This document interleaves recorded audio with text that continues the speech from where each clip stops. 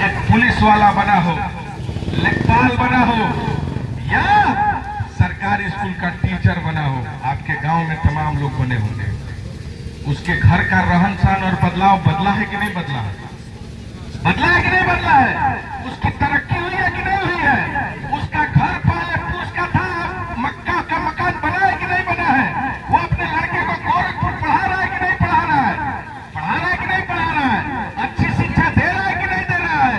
जो IAS बन गया, IPS बन गया, वो अपने बच्चों को अच्छा से अच्छा शिक्षा दे रहा है कि नहीं दे रहा है? वो कॉन्वेंट में पढ़ा रहा है, उसके पास पैसा है, वो 5,000 रुपया महीना अपने बच्चे पर खर्चा कर रहा है। ये सब्जी बेचने वाला हमारा भाई, ये ठेला पर चलाने वाला, ये बर्गर बेचने वाला, ये फल बेचने वाला भाई, क्या 200 रुपया महीना अपने बच्चों को पढ़ाई के लिए दे पाएगा?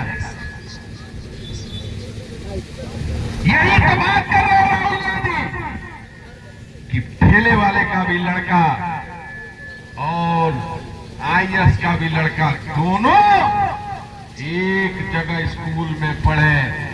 ये बात हो सकती है कि वो गरीब के घर, ठेले वाले के घर पैदा हुआ है, लेकिन जब आरक्षण मिलेगा तो वो IAS के लड़के के साथ पड़ेगा और वो भी मजबूत नींव बनेगा। और जिस घर में एक बार मजबूत नींव बन जाती है, उस घर का कायाकल्प हो जाता है, बदलाव हो जाता है, उस घर में व्यापक परिवर्तन हो जाता है, वो घर विकास के रास्ते पर चल देता है। यही तो राहुल गांधी कह रहे हैं। इसलिए जातिगत जनगणना जरूरी है।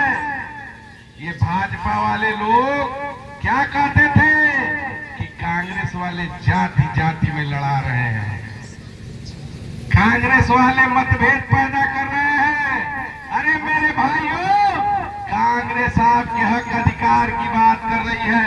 अभी जातिगत जनगणना आएगा, जो जिस बिरादरी का होगा उसमें लिखवाइएगा, नहीं तो ये गुजराती वाले, जो गुजरात मॉडल वाले हैं, ये आपसे उसमें ऐसी बात लिखवा देंगे, आपको भरमा देंगे, आपको फुसला देंगे और आपका अधिकार भी छीन लेंगे, आपके आरक्षण को छीन लेंगे।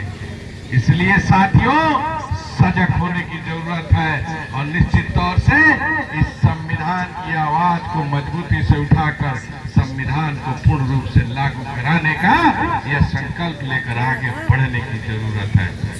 आज अभी भारतीय जनता पार्टी के लोग रोज टीवी डिबेटों में कांग्रेस के प्रवक्ताओं से लड़ रहे हैं। पहलगाम में घटना हुई, 28 निर्दोष लोगों की जान गई। आतंकवादियों ने छुपकर उन 28 लोगों की निर्मम हत्या की। पूरा देश शोकाकुल था, पूरा देश इंतकाम की आग में जल रहा था। आदरणीय राहुल गांधी जी विदेश यात्रा पर थे, देश के प्रधानमंत्री भी विदेश यात्रा पर थे। आदरणीय राहुल गांधी जी विदेश से वापस आए, वो पहले पहलगाम गए, वहां के लोगों से मिले, उनके दुख दर्द को जाना।